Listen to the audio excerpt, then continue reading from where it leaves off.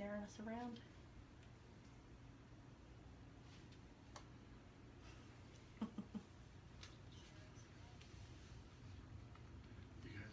We're on? Okay.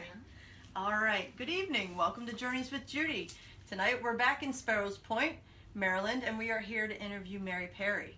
Hi. Mary Perry, you remember us mentioning her last week when we interviewed Will Halm. They are heart partners, and again, I love that term.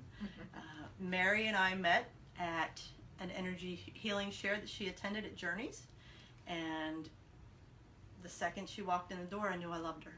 And then we worked on each other and shared gifts, and amazing things happened. Awesome. We stayed in communication since then, and I asked if she would be a part of the show, and she graciously agreed.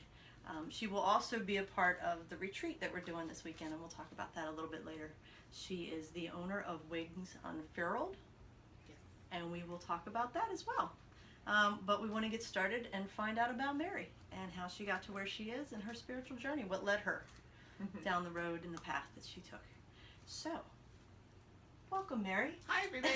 Thank you for joining us. Thank you, Judy. Appreciate you coming back. We love being here. Yeah. You're going to be very lucky if you don't pull up and see once us a sitting week. on the back deck. There you go. Anytime. You're all welcome. Excellent. All right. Where were you born and raised? I was actually born in Pennsylvania in Phoenixville. And I lived there till I married in 1975. And I moved down here to Maryland. Had met a guy on a blind date and ended up moving to Maryland, and I haven't left. Even though he and I finished in 1997, I stayed here. I liked Maryland. It was a nice place. I grew up in Maryland. Did you? Yes, not so Okay. bad. I grew up in Baltimore County. Okay. I always say sandwiched between Randallstown and Woodlawn, the Okay. Milford Mill area. Yeah. Okay. Yeah. Yeah. I Cool. spent my whole life there. Yeah. So I like it here. Yeah. Yeah. Do you have any siblings? I do. I have one brother who is 11 years younger than I. Oh. And so there's he felt like my baby, my kid, when he was born, because I was like older. Mm-hmm. And we're still pretty close. He lives still in Pennsylvania. And he's the only one of my family left. My mom and dad have both passed. So we try and keep the family together, Excellent. Yeah. Now, do you have aunts and uncles that you? I do. I've got, my dad has actually one sister left. I grew up, he had 3 sisters, 2 of which each had 8 kids. Oh, wow. So I had a lot of cousins, and I grew up with them, spending time at grandma's, spending time at their house, and all of that. So that was a lot of fun. And then on my mom's side, she had a brother and a sister, and her sister, I am probably the closest. She's like my true mother at heart, Aw. She always was sweet and still is. So just talked to her last night. So they're still in Pennsylvania. So Okay. yeah. Excellent. So you still have family. I still have family up there. Yep. Fantastic. Yeah. Well, how would you describe your childhood? I thought it was very normal, and I guess it wasn't until I was married that I realized how dysfunctional my family was, that I had grown up with an alcoholic father and an abusive father. He was verbally abusive. Loved him to death. Mhm. How does that equate? I don't know. But, I had ended up marrying somebody who was an alcoholic. And as I was working through that, I came to really figure out that I was from an alcoholic family. So, it just was kind of amazing. It was not the easiest time in my life. Had a lot of happy times, though. Mhm. Christmas was always, and celebrations around holidays were always very big with my mom, and she was just the best cook and baker that you ever wanted to see, hence what I look like today, because I love good food, and and it's all good. But she would make, one Christmas I helped her make 90 nut rolls. They were like 12 inches long, Oh, 30 gosh. pounds of nuts, and yeah, it was just, that was kind of the tradition at my house. Walk very softly because the dough was rising. But yeah, so I've got a lot of good memories. But when my dad passed in 1995, I realized I needed to go back and heal from some of those times. And so one of the places I started was about my daughter, who I had given up for adoption and when I was 16, and that was fueled by my father pushing me to do that, and always kind of, I won't say regret it, but it always really hurt me to have to do that. Right. And so I found her a year after he passed, 1996, June 19th, 1996 to be exact. And the funny part was, I think this was the start of my unwinding and figuring out what spirit can do and how it leads you and how it helps you heal. Okay. Because 3 weeks before the agency found her, she had called them to find out how do you find out your biological parents. Oh, wow. So she was very open and ready for the meeting. We met in Philadelphia, and it was probably the best day of my life. So, and I hope she watches this. That's amazing. That would be, because I think she needs to know that. That's very But so anyway, we don't have a great relationship as far as like closeness, but she knows I'm there for her, you Okay. know, and we have contact every once in a while. She's got 2 children, a boy and a girl. They're around 16 and 14, I believe. Mm-hmm. So, and they live up near Doylestown in Pennsylvania. So, yeah.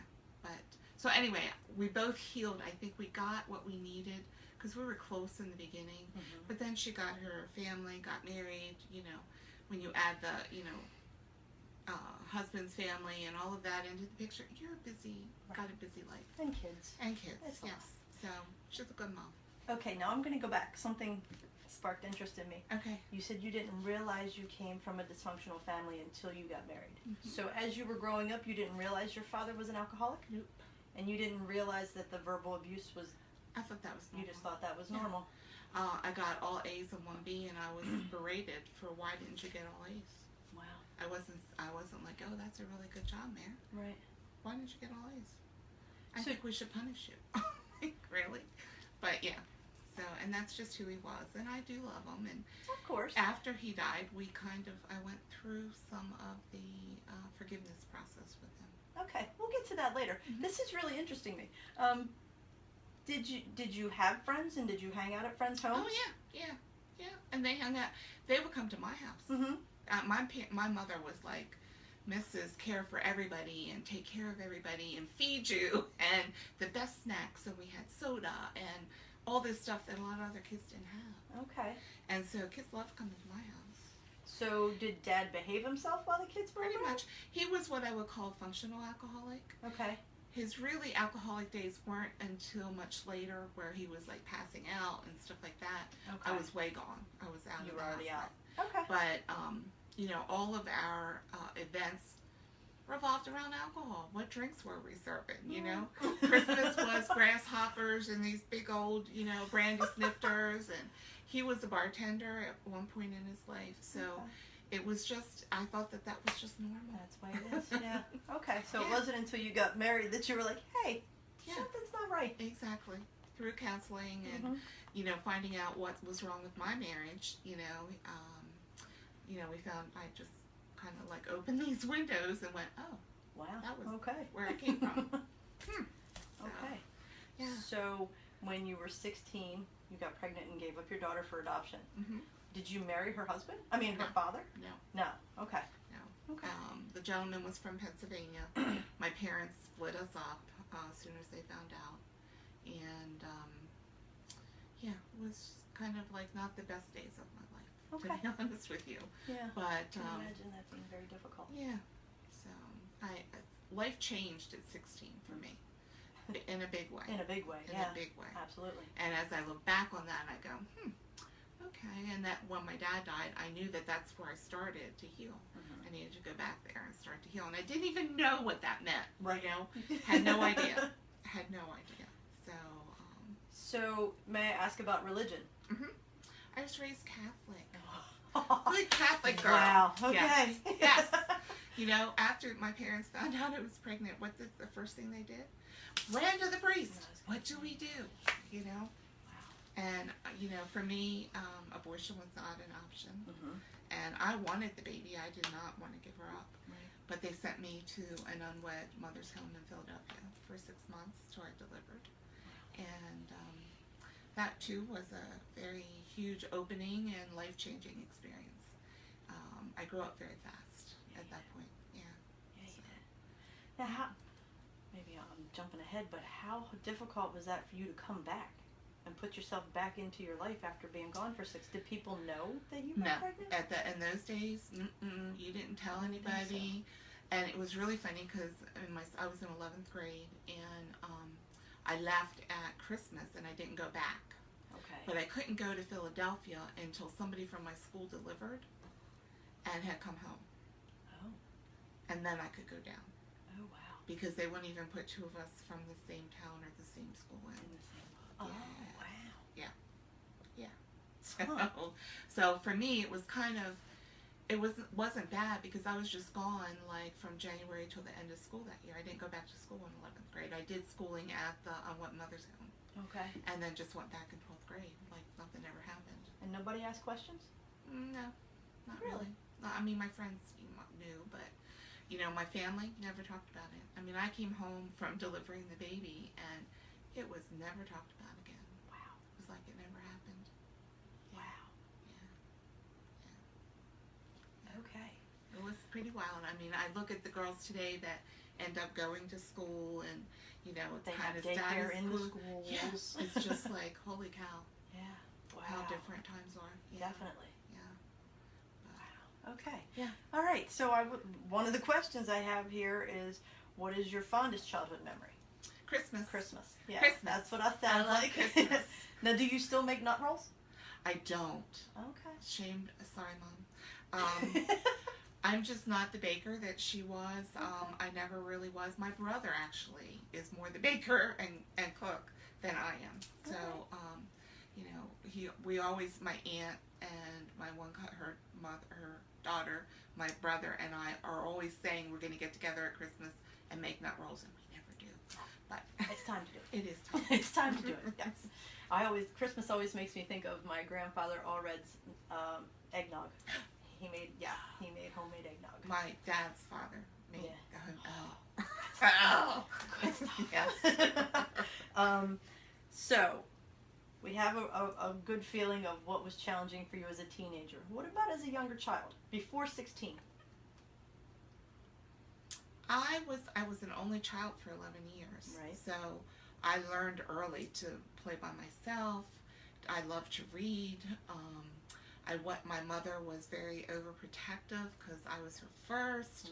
And so, you know, when I was little, the story goes that I'd have 3 outfits on by the time dinner came because I would get dirty and she'd wash me up and send me back out. And so, you know, I couldn't go ride the bikes with the kids. We lived on a street in Phoenixville with an alley, and the kids played in the alley. I couldn't go out in the alley and play. No. Yeah. Okay. I could watch it for the fence. But, so, you know, it just, My mother was very much the same way. My brother was the oldest and the first, and my father swears he didn't touch dirt till he was 8. I think I was pretty much the same. Wow. Yeah. Okay. Yeah. So. All right. What about as a young adult? What was your most challenging? You said 75 is when you got married. How old were you? 21. 21. Okay. Young adult. So I'm going to go back a little bit because what was challenging for me as a young adult was because of something that happened during my childhood, and I didn't remember until my dad had passed. Okay. Because he had also sexually abused me as a young child. And so I was rather promiscuous, and I loved boys, and that was a little challenging because I think I was looking for love from others because I wasn't getting that in the household, even though my parents loved me and I know they loved me to the best of their ability. But I was looking for that That's from the key phrase right there. To the best of their ability. And I get that now. Now. Totally, yes. I get that. Then I didn't. Right. You know, which is what led me along the path that I went. But, you know, and my mom was just a ball of love. But, Yet she was the 50s housewife, you know, with dinner on the table at 5. And, you know, if it wasn't right, man, my dad was not happy. And things in the house weren't happy. And so, you know, it just, there was a lot of walking on eggshells. That's what I was just going to say. Mhm. Did you feel their eggshells? Yep, absolutely. Wow. Yep. Now, when you remembered, it's amazing how we can block things out. When you remembered about the abuse, Yep. did you share with your mother? I eventually did, and I think she felt very bad about that until she died. Yeah. I think it happened when he would come home, probably a little bit inebriated from bowling, and he would come in to say goodnight to me, and she was already in bed, and so I think that's when it happened. Do you remember how old you were? I was around 6, 7, something like that. Wow. So yeah. And how long did it go on? Not long, and it was more molestation than, you know, really any kind of sexual abuse, but still it was not. I thought sex equaled love. Right. Is what that That's what it meant to ended you. up Mm-hmm. to me. That's how that translated. Exactly. So, and it took me until I was in my 20s and 30s to figure that all out. So not to be rude or ignorant, but no wonder you wound up pregnant at 16. Absolutely. Well, and I wanted to be pregnant. That was not an accident. Really? Yeah. Yeah. Did you tell your parents that? Mm-hmm. Wow. I also knew at age 16 that I was there to break all the rules and the beliefs that they had about how life should be. Wow. I didn't know how that was going to play out, But you knew. but I knew that I was not going to be them. Okay. And at 16, that was a really bold statement for you to make. Mm-hmm. Wow. Yep. My dad and I used to debate him and argue with him. He was very prejudiced. So I would always, like at dinner table, conversation would be, well, what if I want to date a black guy? Over my dead body. Okay. Wow. So, yeah. So, you know, I did bait him along, you know, as I got older. But there was just no winning with him. He was always the last word and you know, this is the way it is and blah, blah, blah. Right. But, you know, so funny because after he passed, you know, my relatives, my cousins and his sister's kids, they loved him. Absolutely loved him. And I just sit there and I go, boy, sometimes you don't know what goes on inside a household. Yeah. They really had no idea. No idea. Yep. So that too was an eye-opener for me. Now, have you shared your reality with them? What you went through or no? Not a lot. Okay. Yeah, not a lot. You know, because the uncle is different than the dad. Yeah, absolutely. Always. Absolutely. You know, Yeah. my older sister always jokes because I was an aunt long before I was a mom. Mm-hmm. So I spoiled rotten and did, you know, mean, vicious things like Right. bought them loud toys. And Yep. Drums. Yep. Now, believe me, they have gotten me back. But, you know, being an aunt is much different than being a parent. Absolutely. Yes. So. Wow. Yeah. Okay.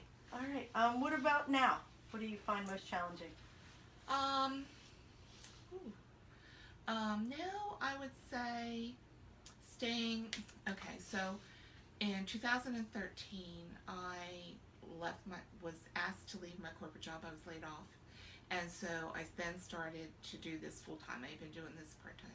So staying busy, having enough appointments, not getting to the place where I feel the lack, Okay. that's my challenge. Okay. And I've gotten a lot better at it because I know I'm taken care of, and I know I get what I ask for, and I know that God is there not to let me down but to hold me up. And so all of that is working really well right now, and I love that. Thank you. You know, but that's probably been my biggest challenge in the past couple of years. Okay. So that leads us into the next question. You said doing this. How did you begin your spiritual journey? I mean, you knew very young that the Catholic Church wasn't for you. So in second grade, the nun told me that my grandma was going to hell because she wasn't Catholic. Wow. And I came home crying, and I think that was like the start of the, oh no, this is not right, you know? And second grade, yep. Sister Saint Firminus was her name. What a name. She's calling her out. Yes. Wow. So, yes. But when my dad died in 1995, he had cancer, and he was, in not a good place. And I was up in Pennsylvania probably for the last month he was around. Was there when he died. I was helping my mom. My mom was very, one of the hospice workers called her fragile, and she was, and didn't know how to drive, didn't know how to write checks or balance a checkbook, or, She wasn't very independent at she all. was not independent at all. Okay. And so. And how old were you? 40. 40. Okay. Yeah, 40. So I was there, and I helped, and helped with the hospice and his care and all of that. The funny story is that when he was getting morphine drops, they taste horrible, and so one night I put him in his Crown Royal shot that he was having, and he took one swig of that, and he looked at me and he said, "Don't you ever dare to ruin my Crown Royal again." And I went, "Yes, sir." Alrighty. I went, "Yes, sir." So that was a funny one. But so when he passed, we got Mom straightened out and settled. We were getting ready to move her from the house we lived in to a condo, and it was about a year after he passed, and I called home the day he passed to see how she was doing. Mm-hmm. And when the phone picked up, the message on it was his message we had erased a year before. His voice message. His voice. It was message. his voice. His voice. That you had Same erased. words. His voice. Yeah. Wow. And I was at work. I started crying. I hung up. Went. Oh, I couldn't have heard that right. So I picked up the phone again, called again, got the same message. This time I hung up. I'm hysterical. People are running to my office. What's the matter? I'm like, "Oh my God, my dad." And so I knew the third time I called, my mom was walking in from church, and I'm yelling at her, "What did you do? Why did you pick up? Like, what happened? What did you do?" Because it was a tape machine. So I thought she had my ex-husband save the tape that she could have played again. Okay. But she couldn't operate the VCR. She couldn't, one night she left her car at church because she couldn't find the lights, and she had to walk home. Oh, wow. So, she was Technically challenged. So, it wasn't her, it was my dad. Mm-hmm. And so anyway, that sent me to the first psychic I had ever gone to. And I had a reading. I walked in the door. I had brought pictures of me that he had in his wallet. And I walked in the door, she said, "Your dad's standing right behind you." And I went, I never even told her what had happened. Right. And I went, "Okay." And the whole time during the reading, she's going, "Who's Ted? T-E-D." She kept saying that, T-E-D. And I'm like, "I don't know any Ted that Dad knew." And she said, "Well, he keeps saying that, T-E-D." And then by the end of the reading, it was so fascinating. It was really probably my first lesson in psychic symbols and messages, because T-E-D was the end drawer or the end door. Okay. And we had a big, huge dining room. There was a huge buffet. They kept all their paperwork in the end drawer and the end door. Mm. And there was something paperwork that he wanted me to have. Wasn't valuable, but he knew I would want it. Mm-hmm. And so once I got that, I actually saw him in the living room when I walked across the door. He was there. He was there, yeah, in his green plaid shorts, green and pink, green shirt, pink trim, smoking a cigarette, drinking a beer, watching his TV. So it was just like, okay. Alrighty. Yes. So that was my first, entrance into this world. And then I was hooked. I was like, okay, I want more readings. So I kept doing readings. And I was calling people in California. And, everyone would tell me, "You're supposed to be doing this." Because they were all doing tarot cards. I bought tarot cards. I didn't like tarot cards. No? They didn't feel right to me. So at the time I was living up in Bel Air, Maryland, and there was a lady there who was doing angel readings. And once I found her, I felt like my whole world just opened up. And so I started taking lessons with her. She was teaching in her house. The community college was having classes in metaphysics, so I took every one of those I could, and I was just enthralled. So that just started me off. And when I was still in Bel Air, that was 2000. I moved to Bel Air in 1998. I was there till 2003. so I was taking classes on and off there. And in 2003, I moved here to Sparrows Point. Okay. And I believe that I was done with the teacher there. Mm-hmm. And as I moved here, I found a teacher in Severna Park, which was not very far, Mm-hmm. and a teacher in Ellicott City. If I had lived in Bel Air, I would have never gone to those two teachers. Right. It was just way too far. Uh-huh. And so, you know, it was, you know, things were meant to be. And in 3 months, I sold my townhouse, found this, moved here, lock, stock, and barrel done, you know. So I felt like the angels had moved me. Right. So, you know, and stuff in my life has happened in those big ways, like the message from my dad, you know, moving, just countless times. The first time that I did readings, there was a store in Baltimore County in White Marsh that opened, and I at the time was working for American Cancer Society full-time, and then part-time I was working at a bowling alley bartending. Hated it. Was like really done with it. And one Friday night I sat at the bar and I went, I want to earn my part-time money doing angel readings, and I said, and healings. Had no idea what that meant. Right. Okay, but that's what I wrote. Uh-huh. End of the night I threw that out. Next day a friend called me and she said, I think there's a store you might like in White Marsh. It's called Mystical Voyage. I went, oh, what's, she goes, I don't know, but I just feel like it's something for you. So that was Saturday. Sunday, I decided to go to Trader Joe's in Towson. So on my way, I went, oh, let's just see if the angels will take me there. 2 turns, I'm in the parking lot. Weekend, they opened, and the owner's in the store, and we're talking, and I'm shopping. I really didn't even know that readers would go to stores like that. Mm-hmm. Had no idea. That's how naive I was. And somebody walks up to the counter and says, are you going to have readers here? And she says, yeah, we're working on that. And my guys are like, here, go tell her. Yes, I felt like I was being pushed. You do angel readings. So after the other customer had left, I walked up and I told her, and she said, oh, well, bring your cards in and do a reading for me. And I said, okay. So at this point, you're using tarot cards now? I was using oracle cards. Oracle cards. Angel Okay. oracle cards, Okay. yep.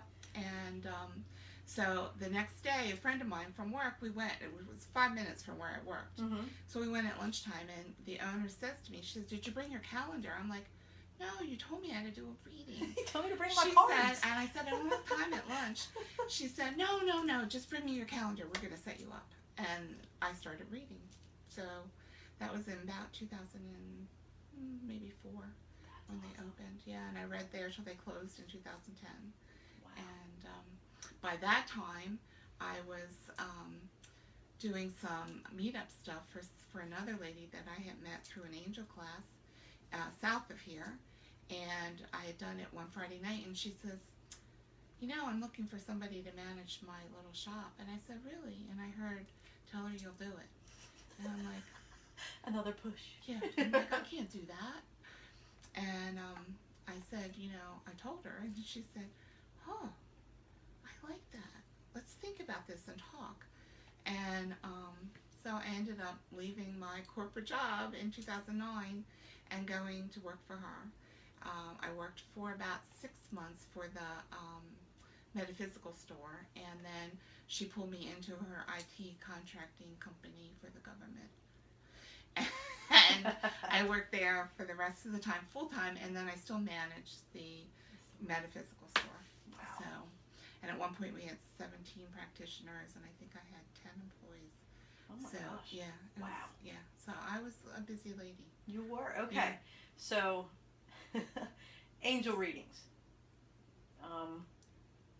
Explain what angel readings are. I mean, you have readings that, you know, people are hearing, especially the new people on the page, they're hearing a lot of different terminology. Mm-hmm. There's this reading, there's that reading. What is an angel reading, and how is it different from others? So an angel reading to me is where I connect with my angels. That's my guidance. I have what I call the Elders of Light team that work with me. It's made up of some Ascended Masters, lots of angels. Right now, the 3 angels that are Metatron, Michael, and then Melchizedek, although he's not really an angel, but they're the ones that are working with me. Like, they've just been in my face right now. And they surround me with the answers. Since I was a child, I heard spirit in my head. I didn't know that's what it was. Okay. When I went to my dad's mother's house, my grandma's, she had an upstairs that was so alive with spirit. I would go to bed at night, pull the covers up here, not move out of the bed or uncover my eyes till the morning. Even if I had to go to the bathroom, I was sitting in bed till it was light. Because it scared you. It scared me. There was soldiers that came out of the closet in one room. There was a lady that was out by the steps in the other room. And, and nobody could see them but me. My cousins didn't see them. I could get to a window seat that was safe, but the rest of the area was like run, So, Now, at what age did you shut that down? Do you remember? probably around 10, 11. Okay. Yeah, Okay, so it took you to 40. yeah, to come back To around. come back. Okay. And that was thanks to my dad. Yeah, The man that I didn't like a lot when he left here. exactly. So I feel like, there was a lot of healing done by that phone call, by me pursuing what I needed to pursue and come back to. It was truly a blessing. Absolutely. So I'm not unhappy with him. Excellent. Yes. Excellent. Okay, so angel readings. So I connect with my angels. I use the angel oracle cards, and basically they just start a conversation. Okay. And, I could draw one card for you, and I could draw one card for you, Jen, and it would be totally the same card, different things coming through. Different message. Okay. Yes. Sometimes spirit walks in, to see his loved ones. Not all the time. I won't guarantee that I will do a mediumship reading, but they do come. But it's, I think that my readings are more about, they're not here to predict whether you're going to win the lottery tomorrow or get a new job or find the love of your life as you walk out this door. It's about taking your own power and lighting up inside and using that light and that love to empower you to do what you need to do, to take those steps, to take away the fear, to put love in there so that you can move forward. And so that's what my readings are, more than like a psychic predictive reading. Okay. But we do talk about career. We do talk about love life. Mm-hmm. We do all of that, but it's in a little bit different way, I would say. Yeah, I find my readings are a lot that way, and they give a lot of tools for people to use. I give homework. Yeah, Yes. exactly. I exactly. always tell people I give There are homework. these are the things that you can do to get to where you need to get. Exactly. Yeah, it's very interesting. And sometimes, the angel's name will come out so the person knows how to start to develop that relationship for themselves, which I think is really a beautiful thing. It is a beautiful thing. Yeah. Very much so. Yeah. Okay, so you work full time and managed this shop. I did, yeah. And then ran my own business on the third piece of that. So, yeah. So you weren't busy enough. I wasn't. Then you start your own business. Well, I was already started, so I Oh, was. it was? Yeah, I was already started when I went there. So I was, doing readings down there. I was doing classes down there. So I would start at 6 in the morning, leave work, the full-time job at 5, go walk down the hallway to the metaphysical store, and then, manage, and then do maybe a class at 7 to 9 and go home, and it was like an hour away. So classes were through your own business. Okay, so you were able, not that it made it any easier, but you were able to do your business work at the metaphysical store. Yep. Okay. Yep. Okay. Now, at what point did you say goodbye to the full-time job and goodbye to the metaphysical store and So, just run yours? In 2012, we moved locations, and I built a whole new store. It was just gorgeous. We had 4 little rooms, a big, huge conference space, and then a retail space. And it was gorgeous. We had an grand opening in April of that year, and people were like, "Oh, Mary," they thought it was my store. Well, "Oh, this is so beautiful." And the owner's standing beside me. I'm like, "This is Christy's store." And they're like, "Oh." So, at the end of that day, I went, I'm not helping myself any, because I'm not promoting myself. I'm promoting somebody else. Why am I doing that for somebody else? I need to do that for me. And I asked Christy that. I said, I really think I need to change this. And she said, "Yeah, I'm kind of not doing you right." I said, "Yeah." So by December of that year, I gave notice for the part-time stuff, and was a little nervous because I thought maybe my full-time job would be kind of, you know, a challenge to still stay there. Mm-hmm. And I managed to stay for 7 months into 2013, and then when the government contracting had a huge hit in 2013, contracts were kind of shaky. That one, she laid off a bunch of us, and I was one of them. So, yeah, so I was laid off, and I just kind of came home. I was in shock. I was like, whoa. Mm-hmm. And I went, okay, is this what am I supposed to do this full time? So, you know, I thought, well, I was making too much money, you know, I've got all these bills, blah, blah, blah, blah, blah, lack. And I went, well, I'll try and look for a job. Well, I had done accounting all my, like, professional life there, and in that other lifetime. And, but I had never gone to college. I had some college courses in accounting, but I had never gotten a degree. Well, in the time of this time, from when I first got a job in 1993, the world had changed about you know how you apply and how the companies look for people. They have all that like HR software that looks for those keywords, and you know, if you don't have that degree, man, you're just not even looked at. Even consider. Mm-hmm. So I applied and I applied, couldn't find anything. So I just kept promoting myself, kept moving forward, got a couple part-time jobs, worked them for a while, and then in 2016 I had a really kind of tough year. My mom passed in February, and then 2 months later, to the day she passed, I was diagnosed with breast cancer. And which is good, everything's good, 2 years I'm good. And but it was a tough year. It was really a tough year because I had been working part-time, no sick pay, working for yourself, no sick pay. What am I going to do? You know, so I have to ask you, did it make you question the whole spirituality thing? Of course. And where did that take you? I kept thinking, well, gee, I should just go out and get just something, you know, that'll bring a steady paycheck in. And I went, oh, I can't do that. Did you ever once think, oh, this angel stuff is bull? Mm-mm. No. No. You were just... I went, they aren't going to let me. And I knew that. I mean, and they didn't. It's hard. I mean, this is not the easiest path to walk. No. For sure. And you not. guys know that. And there are the ups and the downs. The ups are usually much more rewarding than what I would call a muggle kind of job gives you. And so, you know, I hold that to my heart. That is a Harry Potter reference. Yes, it is. Yes, it is. So, now, when you say the highs, you're not necessarily speaking financial highs at all. Never. No. Uh-uh. Never. It's not about the money. It's not about the money. It's about the person who, it's the people that I've worked with, you know, with healing and with seeing them like fly in their life. I had one young lady in 2017.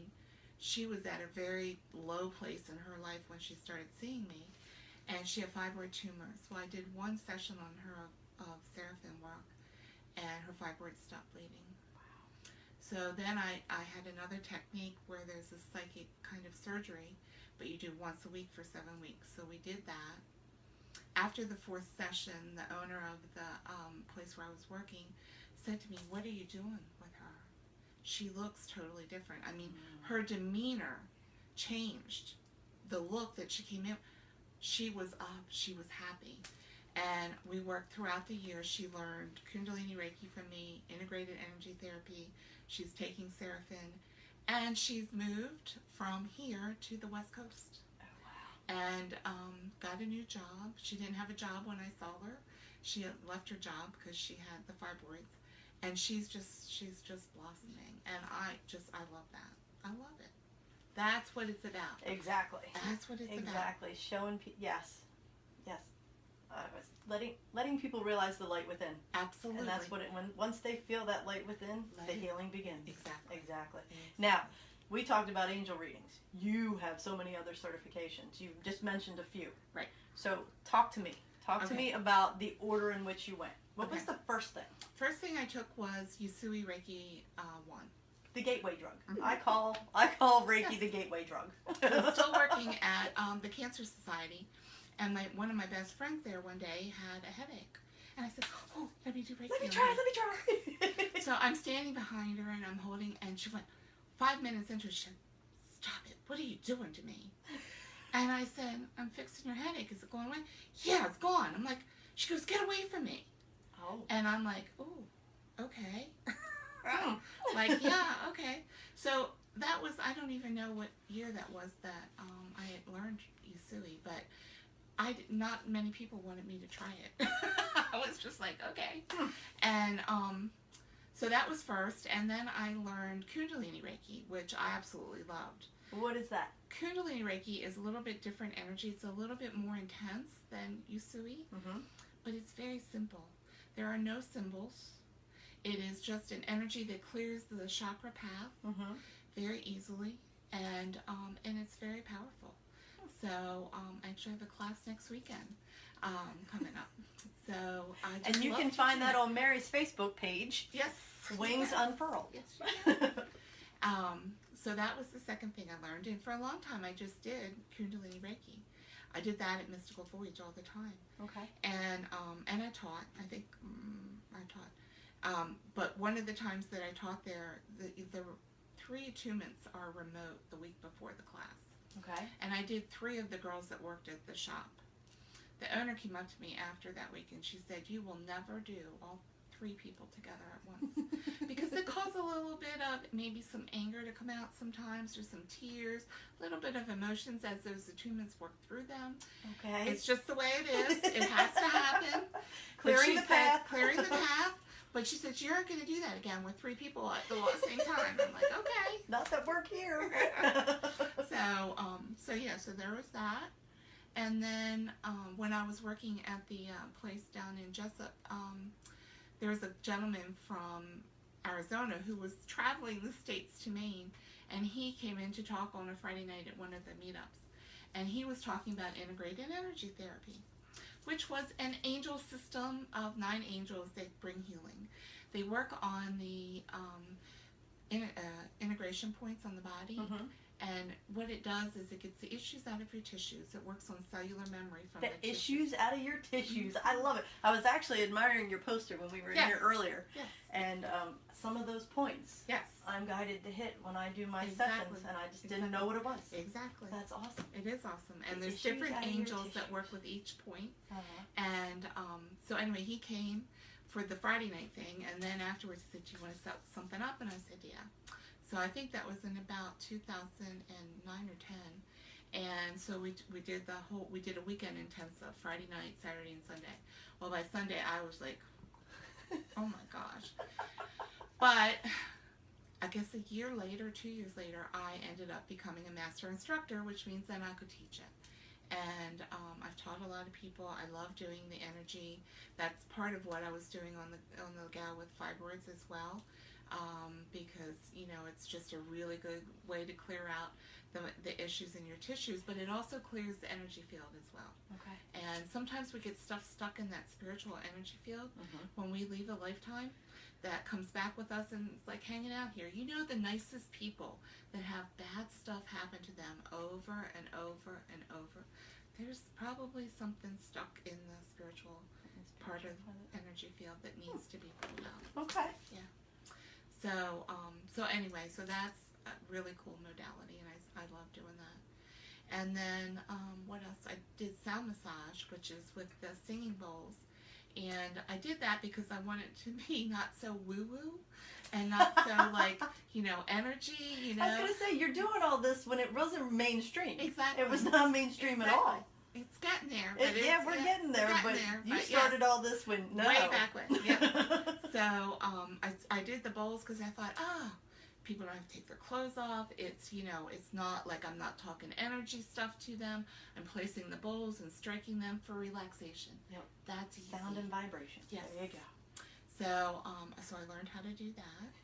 And then in 2015, Will and I went to a healing circle, and a friend of mine was there across the way, and I heard her say, I just took a Seraphim Blueprint class. Well, my ears went, and she left the circle before it was over, and so I never got to ask her about it, but I came home and I started Googling, and of course I found it, there's a symbol that goes with it. I printed the symbol. I sat with it that night, and I went, and I think we were in class 2 weeks later, not more than 2 weeks later, and that was September 15. We took pretty much a class a month until February of 16, when my mom passed, and I was really sick at that point and not knowing it. But so we stopped at that point until September of 16, when I finished level 6 and took some advanced classes. And I knew from level 1 I wanted to teach it. And the Seraphim is it's a powerful, powerful system. It's ancient energy from Atlantis that has been brought back to us to help us heal. And it's really a path to evolving consciousness. You know, I took it because I wanted to teach it or do it on others. Well, level 1 gives you healing for yourself and others. The other levels, gift for you.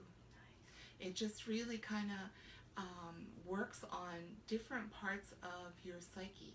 So for me, what I noticed with it is that all those patterns, the limiting belief patterns that I had from that little kid that was abused, not feeling loved, I can reset those conditionings that I would sometimes like come out of my mouth, and it's not who I was, but it would come out of my mouth. Right. I now catch it.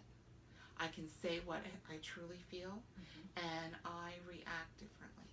And for me, that is just an amazing thing. It's an amazing, amazing thing. Now, is it very much like the other modalities where that exercise right there not only heals you, but heals the generations before you and Yes. after you? Yes. Yes. It gives me goosebumps. Yes. It does. It's amazing. Yes. Okay, so I have to ask this. You have all this training. Mm-hmm. You have breast cancer. Did you work on yourself? I didn't work on myself a lot then because I was too tired. I had fatigue like. Now, did you think to ask the angels to work on you? Yes. Okay. And did And you I had- allow Will to work on you? Oh yeah, Will worked Okay. on me, and he had people from all around the world working on me. I had probably so much Reiki, and I mean, I did Facebook a lot, my journey. It was really funny because I was kind of a private person, and I didn't really want people to know. And 2 days before the surgery, he came home, and I'm at the kitchen table bawling on the phone with this woman from the hospital who's asking me to bring $6,000 with me the day of surgery. And I'm like, what do you mean? Wow. Yeah. And I'm like, where am I? I mean, I couldn't even answer her. I was sobbing.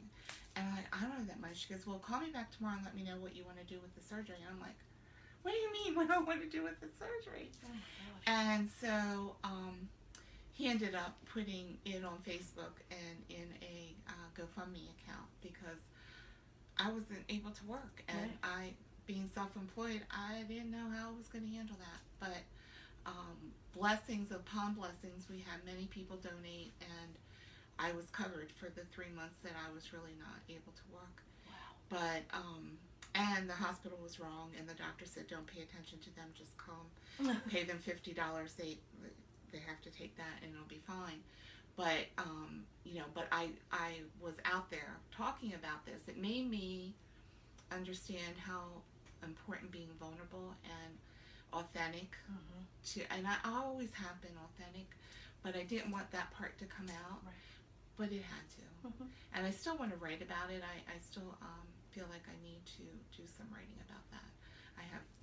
It was really funny when I was straightening up for the call. I had a notebook down there where I had started the story. And I got to about the 3rd page, and I started crying, and I went, okay, I can't do this now. Put it away for now. But, there were so many people that have just, really appreciated what I wrote, and it meant a lot to them and helped them on their journey, that I know that there's a huge piece of that I need to continue. Yeah, that's what I was going to say. Yeah. Just, can you imagine the amount of people that you touched Exactly. just by sharing what you were going through? Yeah. And that's what, the show is about, is just Right. giving as many different experiences as possible so it connects with somebody. Exactly. Because all we got to do is light the flame. Exactly. If we can light that flame, they'll We're find good. ways to smoke it to get it bigger. Exactly. Yay. Excellent. Yes. Yep. Wow, that's super cool. Okay, maybe lose track of what I'm doing. Okay, how did you come up with the name for your business? Okay, so when I first started, my business name was Whispers Through the Light. Whispers Through the Light. Okay, Okay. and in 2011, I like that. I know I liked I it like too. that. I liked it too. Uh-huh. But in 2011, I had grown so much, and so many things were changing and shifting for me that I got the message that, oh no, it's not whispers anymore. It's wings unfurled. Nice. And so I changed it at that point, and that's where I've been. Yeah. Okay, so you have all these different certifications. You can teach all these different modalities. When somebody comes to you for a session, is it specifically for Seraphim Blueprint? Is it specifically for integrated energy? You know, some people do, but most of the time they just come for, they'll call it Reiki, no matter what, because that word is now being more normalized, which Yes. I'm excited about. Yes. But I'll sit and talk with them and see what what their intention is, what they want from the session, and then see what I'm hearing is the best for them. Most of my sessions in healing, I usually run Seraphim Blueprint in the background anyway, along with doing Reiki or doing integrated energy therapy, or even the bowls. Sometimes I'll be running, I do an older gentleman who's at home and he's had a brain bleed 2 years ago. And so I've been going to the house and playing the bowls for him. And while I'm sitting there, I'm sending the angelic, what am I going to say? Seraphim Blueprint. But the other day when I got off track was they wanted me to tell you that I also did angelic light weaving on him the other day while I was there. I was like, yes. Yes. So, and that's with these interviews, I ask that question of everybody, because what I have found in my own work, and it's nice to hear it validated by everybody else, to be honest with you, is that you do whatever is for the highest good, highest and greatest good of your client. Exactly. You know, you're not zeroed into just one thing. That it's just another tool in your toolbox, and you pull out and use whatever. Is that why you think, looking back now, you were motivated to get so many? You just wanted as many tools as you could possibly have. I still do. Today I went to took the first of the Muna Kai rites. Yeah, so that's something else I'll be able to use on folks going forward. Yeah. So yeah. The more tools you have, I mean, at you know, your disposal. I don't want to stop. It's really funny. When I was married, I was going to like all the fun classes. I was doing painting or basket weaving or whatever was coming around, right? And then I was also learning accounting and stuff like that. But my husband looked at me one day. He goes, "Can't you ever just be?" And I went, "No." They did. I just heard chronic student. You're a chronic student. Yeah. You always want to learn. I said no, because maybe when I die, I will just be. But now, I want it all. Yeah. Let me soak it up. Okay, so we've talked a lot, and we throw the word around, attunement. They're telling me that you're going to tell people what attunements are. Okay. What are they? Why are they necessary? Why are they necessary? So I took a lot of them, and there's more than just on that wall, you know. I can tell that from conversation. And so, I thought, why am I doing all this? What difference does it make? And I may not use all of them, but what it does is, we're energy at our core, and we have vibration, and that vibration changes and shifts over your lifetime. And really, I want to be vibrating higher and vibrating at a rate that, I more in the flow of all that is. And so all of those attunements are energetic adjustments to come into your energy fields and where you're at the time, and then help shift it, help it grow, help it move, maybe raise it higher, maybe make it expand more. Strengthen and expand. Strengthen and expand, yeah. Nice. So, yeah.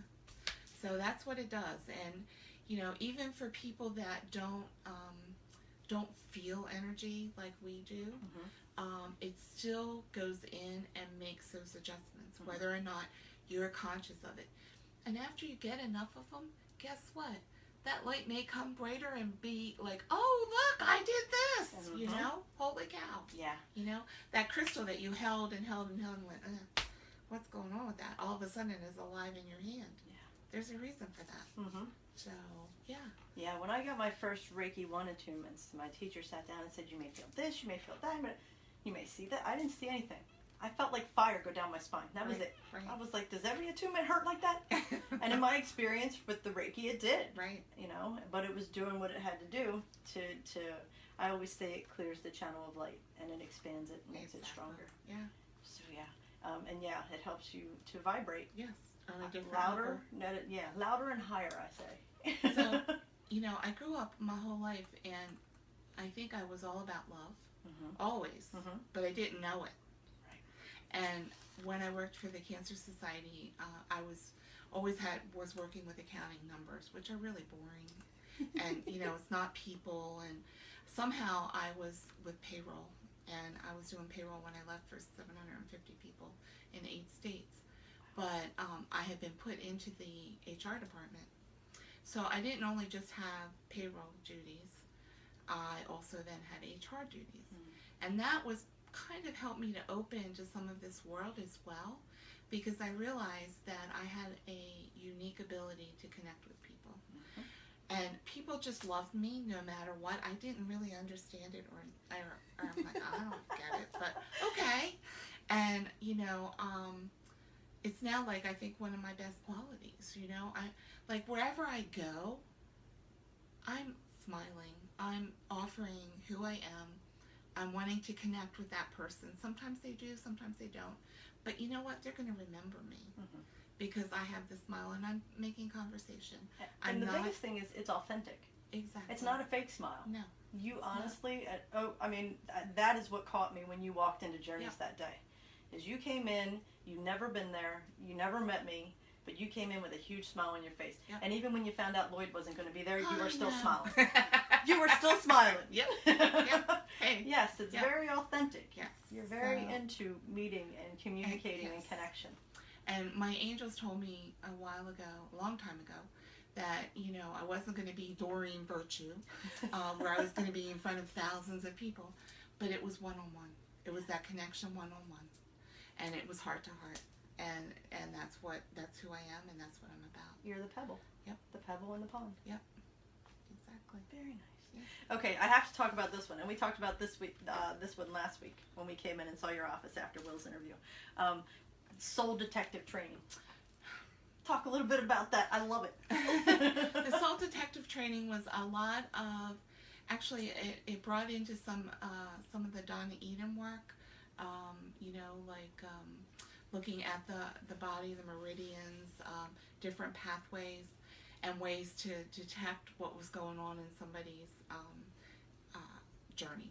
Okay. I haven't worked with it a lot. It's one of the things I went to the class, was dying for the class, and then just really haven't worked with it a lot. Gotcha. Now, did it focus on like finding missing people? No, it was really detecting what was going on with the soul. Okay. How the person's soul could be more, how do I want to say this? More pure, more lit up, more willing to flow, rather than, and detecting all the stuff that was stopping it. Okay. Okay, does that make sense? Yeah, that makes sense. It does. All right. Anybody has any questions for Mary, please feel free to ask. I forget to say that during all the interviews. That's why we like to do them live. You have classes and events coming up. I do. Is there any that you would like to share? Sure. Okay. I'm doing a Seraphim Blueprint Level 1 class on September 16th. I'm doing that at Tranquility Center in Baltimore. Okay, and Jen's going to post about these too. I'm doing a Kundalini Reiki workshop here September 9th. People have to be signed up by September 1st, so that deadline's kind of creeping up. I've got maybe 3 people so far. Doing another Seraphim Blueprint Level 1 in October 14th, I think. I'm not positive. That's a Monday. Is that a Monday? That's a Monday. Then it's... Or is that a Sunday? No, that's a Sunday. It's a Sunday. That's Sunday. Yeah.